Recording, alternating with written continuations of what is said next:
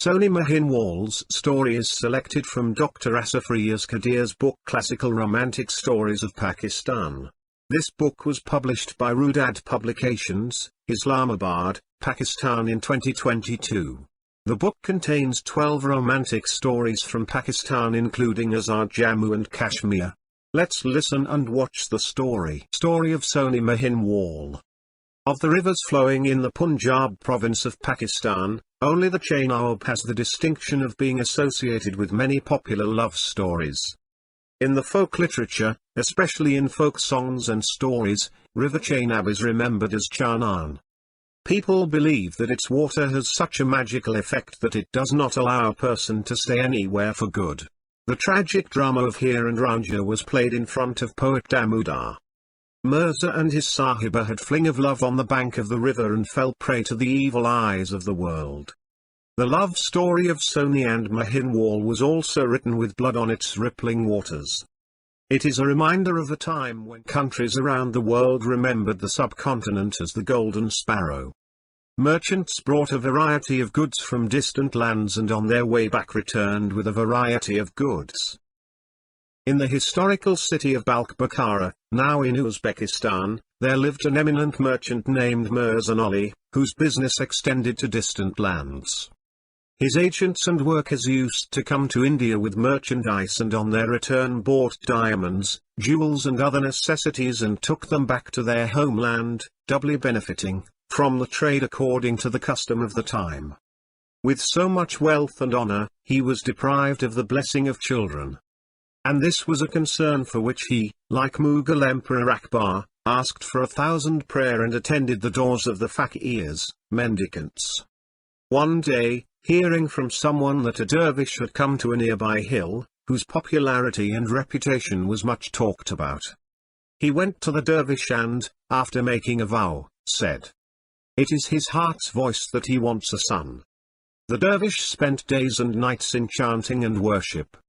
One day he raised his head towards the sky in front of Mirza Ali and said that God Almighty would give you a beautiful son even in this age, but he would be wounded by the arrow of love, Cupid, when he is young.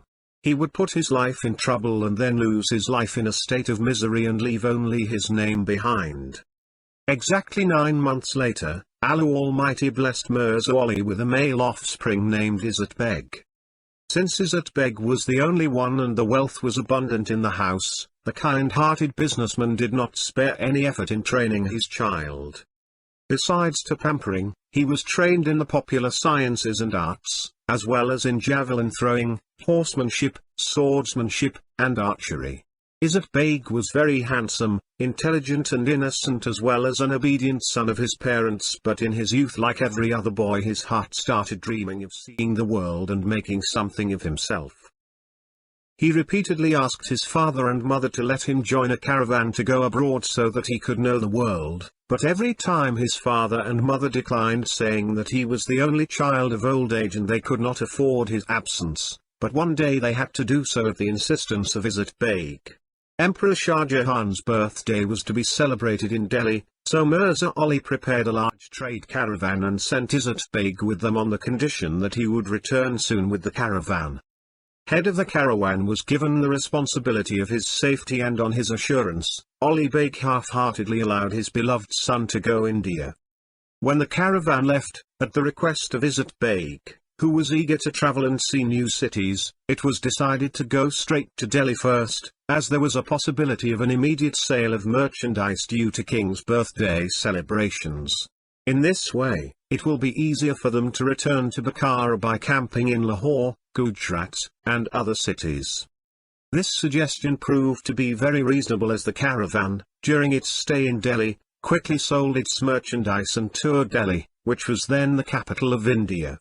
This was a rare marvel for the caravan from Balkh Bukhara and especially for Izzat Beg. Here Izzat Beg had the opportunity to appear in the royal court and present valuable gifts in the service of Shah Jahan. According to royal custom, the king also presented him with a talar, a horse, and about 100,000 gold coins, which was a great honor for the caravan, and especially for the young Izzat Beg. On their return, The elders of the wealthy caravan thought that some goods should be bought from Delhi and some would be taken from Lahore and Gujarat on the way.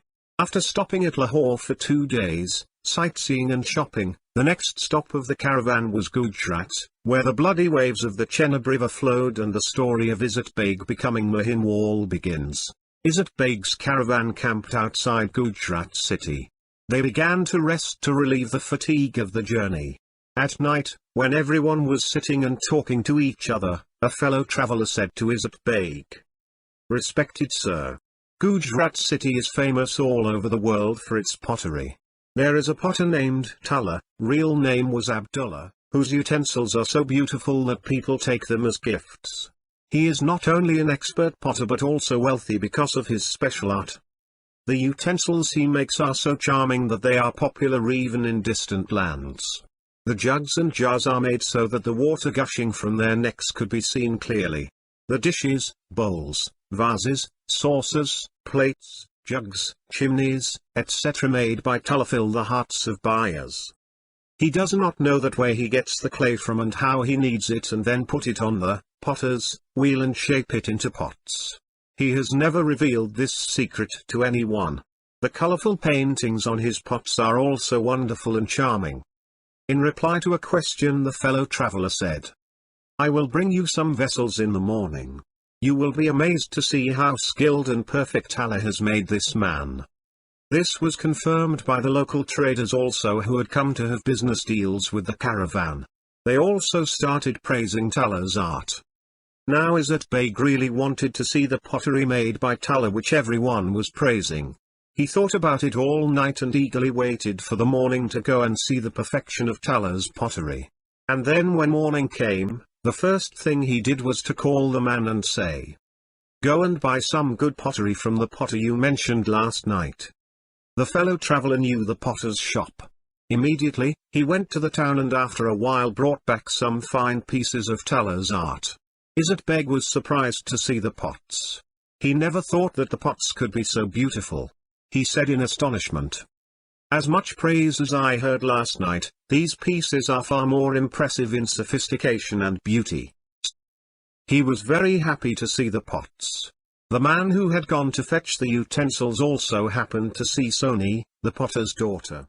As Izzat Beg was praising the pots, he softly remarked, "Sir, these are pieces of pottery. I have seen a girl there whose beauty cannot be praised in words. There will not be such a beautiful girl in the whole of Balkh." All of a sudden, Izzat Beg felt that he had fallen in love with Sohni without seeing her. The next day, Izzat Beg also walked around Talla's house, shop. What was the yard of the house? A well-organized factory with hundreds of workers, and rooms were filled with all kinds of utensils. Izzat Beg was stunned to see Talla's workmanship. Talla himself was showing the pots to a wealthy man of Bukhara. Showing utensils from one room to another, he came to a special inner room where he kept his best and most valuable artifacts. These pots could only be bought by wealthy persons.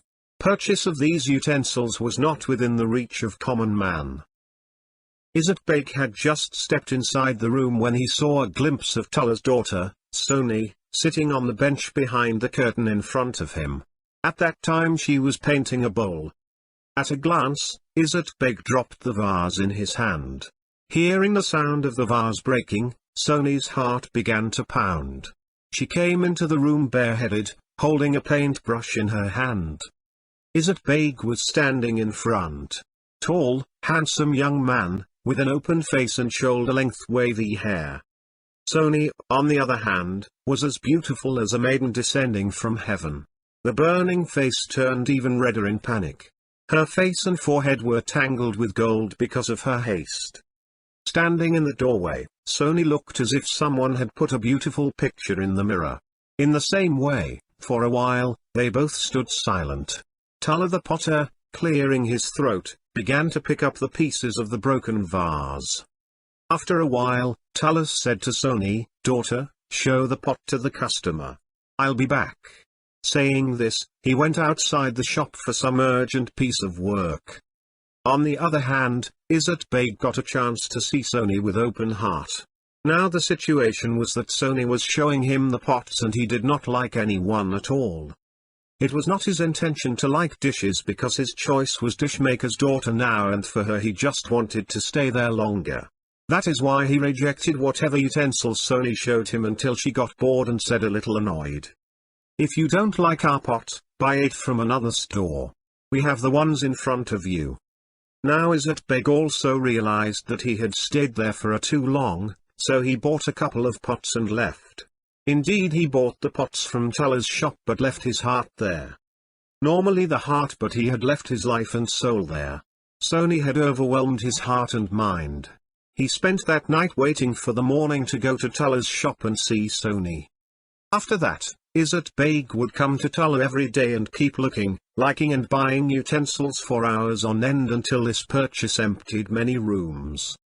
One day when he came, Tullah happened to be out somewhere, maybe offering condolences for deceased relative. Sohni didn't want to upset such a good customer just because her father was not at home. So she showed him the pots herself. Izzat Beg was waiting this moment from the day first, so he kept buying utensils throughout the afternoon. Then it is not known what happened and how it happened that while selling utensils, Sohni got smitten by love. With a single glimpse of the stranger, Sohni began to feel as if her pots were filled with something else. On the other hand, Izzat Beg had never seen such colors before, and began to feel as if the drawing room of Sohni's house was getting cold. The hotter it was outside, the more comfortable it felt inside. As soon as he touched the strings of her heart like Rania, Sohni's limbs started humming like Heersil, and no sooner they saw in the eyes of each other, songs resounded in the air. On the other hand, the merchants along with Izzat Beg were worried that he had wasted all his earnings in buying pottery. He might have taken a couple of pots, but he had a pile of pots. How could they take hundreds of these vessels to distant land like Balt Bakara? Still, Izzat Beg was not ready to leave the city. The pots lying in the inn were covered with dust. Some of the pots on top of each other had even started to crack. Izzat Beg's comrades were still unable to understand his intentions. Eventually, after constant refusal from Izzat Beg to move towards Balkh, all members of caravan became fed up, and one day the caravan left this place without Izzat Beg. All that remained for Izzat Beg was that he would go around Tullah's factory all day. Sometimes, he would stand at the pot-making center, and set the prices of the pots. Even once during this time, if he could see Sohni, he would be happy that his day had become fruitful. Sohni, on the other hand, was in such a state that with a single glimpse of the stranger, she began to feel that everything belonged to someone else. She was not even conscious of eating and drinking. She used to paint the pots day and night. The same blue color that her lover wanted and the same charming motifs that Izzat Beg liked. Tullah, knowing and understanding everything, could not say a word, but it kept boiling inside like a pot. He tried his best to marry Sohni somewhere else, but she did not agree to the marriage. It was also difficult for him to put his only daughter in the hands of a stranger. Several weeks had passed since the caravan left, and Izzat Beg was penniless, hungry and thirsty, wandering around in need of money. Apart from taking care of horses, Izzat Beg knew no other business and did not know the language of the people of the city. When he finally became totally helpless, one day he went to Tullah, the potter, and said to him, "I have been robbed and the thieves have looted everything. I have nothing left to eat. I beg you to hire me. I don't need a salary, just give me food. I will do whatever I am asked to do." When Tullah saw his condition, he really felt sorry for him. He knew that Izzat Beg was a rich man and he had bought utensils worth tens of millions of rupees from him up till now. Now that he was in trouble, he should be helped. So, he was hired without pay, only for food. Izzat Beg considered it his good fortune that he got a job at Tullah's house and thus would get a chance to see Sohni. Tullah used him for a few days for cleaning work and then asked him to take care of his animals. He would go out to graze cows, buffaloes, horses etc., and play algoza, a kind of flute, around the cattle all day long. From here, Izzat Beg got the name Mahinwal, the buffalo herder, because he used to graze buffaloes. Mahinwal's greatest wish was to stay close to Sohni anyway, and he got that opportunity. Now he could see her every day. Not only that, but sometimes he would even talk to her. But the strange thing was that even though he was so close to Sohni, he could not tell her the state of his heart. Although Sohni's heart would start beating when she would see him, yet, the two did not openly tell each other the state of their hearts. Finally, when one day, Mahinwal saw Sohni alone, told the state of his heart. He told her that he was the son of a very big businessman of Balt Bukhara and how he had fallen in love with her and became her father's servant. Sohni had an inkling that Mahinwal was a captive of her love, but she did not even think about it. She could not even think that he was so madly in love with her. He just ruined himself for me. His love is true. The small spark of love that was burning in Sohni's heart suddenly ignited like a flame. Now they were both burning in the fire of each other's love. Whenever they got a chance, they would talk to each other and quench their thirst, but that was not enough. Now they could not live without each other. Their restlessness and impatience had grown to the point where they could not hide their feelings. It is said that love and fragrance could not remain hidden. Sohni and Mahinwal's love affair did not take long to unfold. People around them also started talking, and Tala, and his wife also got to know it. She scolded daughter. "Are not ashamed?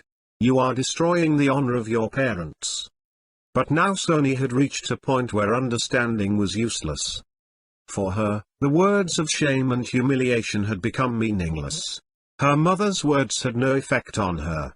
Seeing this, Tala and his wife got furious. In the evening, when Mahinwal came home with animals, Tala said, "We have been merciful to you and you have been unfaithful to us." And then he said decisively, "It's in your best interest to pick up your belongings and get out of here. Never turn around again." Mahinwal knew that the secret of their love had been revealed and it was a talk of the town, but he did not believe that he would be kicked out of the house so soon. At that time, Sohni was also standing on one side, listening to all that, but was forced to stay in her place. She could not do anything. In this way, Tala kicked Mahinwal out of the house and Sohni was left in tears of helplessness. Then Tala and his wife got Sohni engaged to a boy from the Potter's clan. Sohni begged her father a lot and explained to him that she had an eternal relationship with Mahinwal, but Tala did not pay heed to her words. In a couple of days, Sohni was sent to her in-laws in a palanquin against her will, crying and shedding tears. On one side of the river Chenab was the village of Sohni's in-laws and on the other side was the village of her father, where Mahinwal stayed tormented day and night in Sohni's separation. Izzat Beg had no sense of eating or drinking. Growing up in pride and bliss, he was forced for begging from door to door. Sohni's love taught him to speak Punjabi. He would sing love songs in heartfelt language. Sohni's echo in every song sung, in the forests and pastures. Day and night, she remained lost in the memory of Mahinwal. Embracing the memory of Mahinwal, she refused to accept her husband, who had discovered that he could not win Sohni's heart. What he did to please her was that he started spending more time away from home on business trips. One day, while walking around anxiously, Mahinwal felt as if Sohni was calling him. He tried to look around, but the sound was coming from inside. So, laughed out loud. Was it a hoax? The madman's laughter grew louder and louder, but the sound was still audible. He ran and climbed a hill and looked around with tears in his eyes. No one could be seen anywhere. But no, the voice was constantly coming. Maybe there was someone in the thicket of trees in front of him. Mahinwal, Mahinwal, Mahinwal. The same voice was still being heard by him. Gradually, the name of Sohni, who was in his veins, also started coming on his tongue. The two voices began to resound in the air. Sohni Mahinwal, Sohni Mahinwal, Mahinwal Sohni, Mahinwal Sohni. Once, he felt as if a voice was coming from a distant ditch. He ran into a ditch.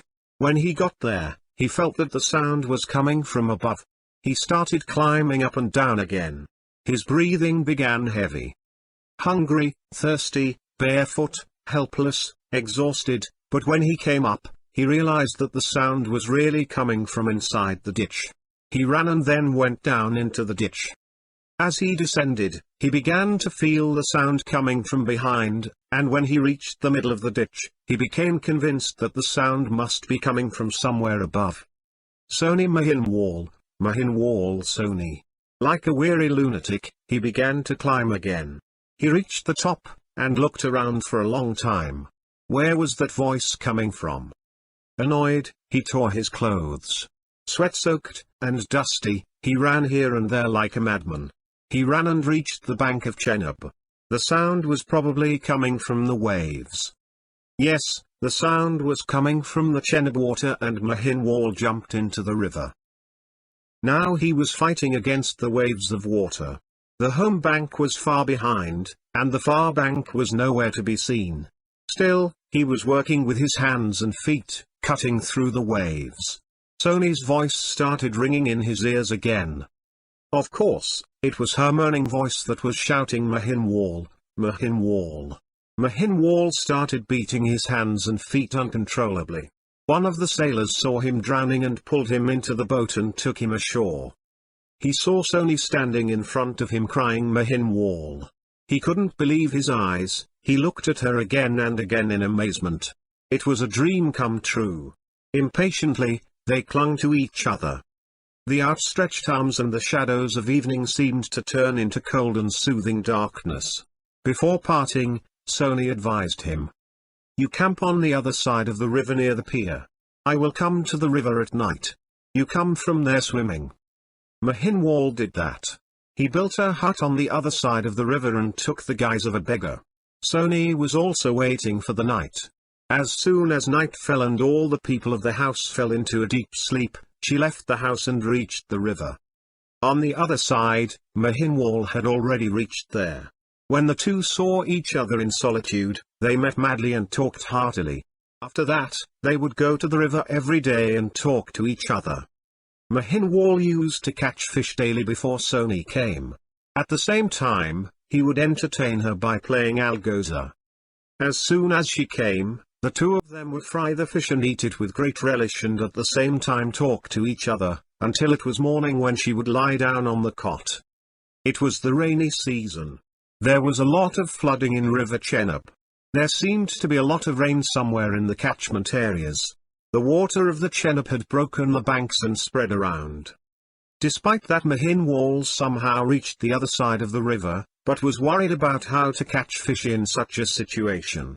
He did not see any fish anywhere because the water was very muddy.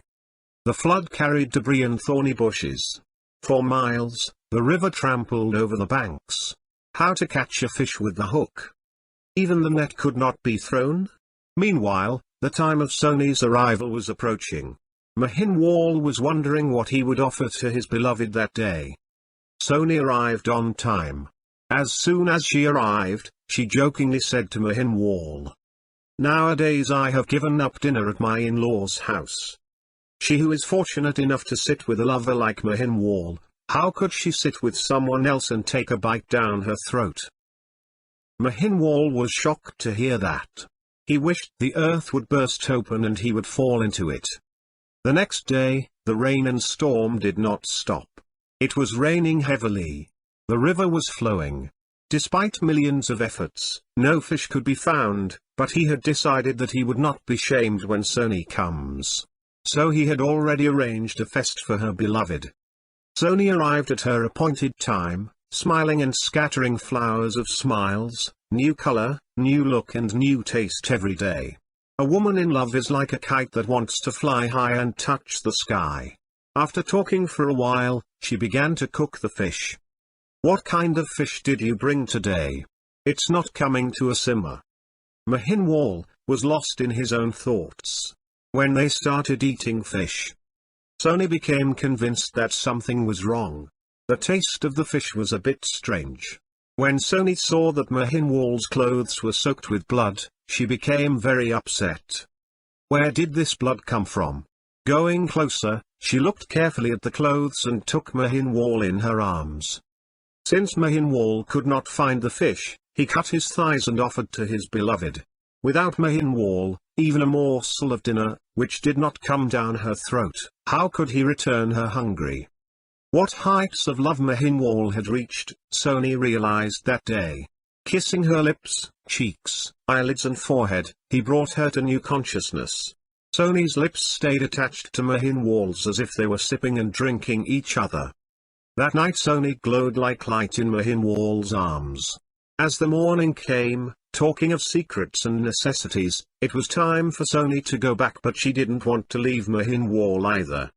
Eventually, when she was forced to leave, she strictly forbade Mahinwal from crossing the river thereafter, saying that from today she would come to his side.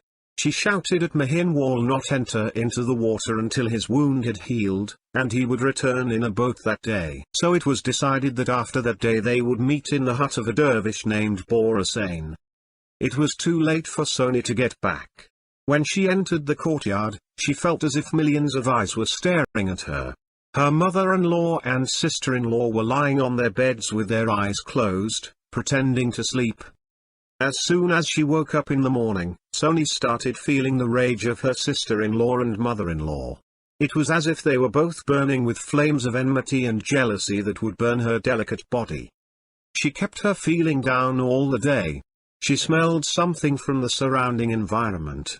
The rest of the family members, standing in the corners, were whispering as if they were hatching a conspiracy. After a long wait, it was night. People started preparing for sleep.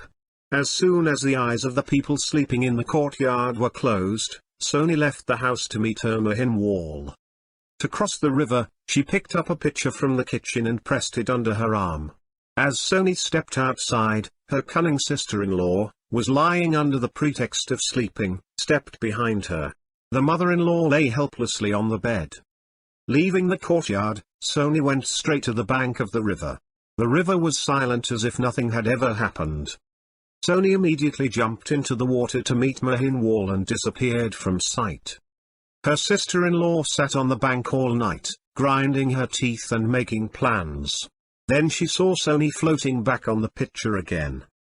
Once it occurred to her to catch the thief red-handed but could not do so and kept standing behind a big tree.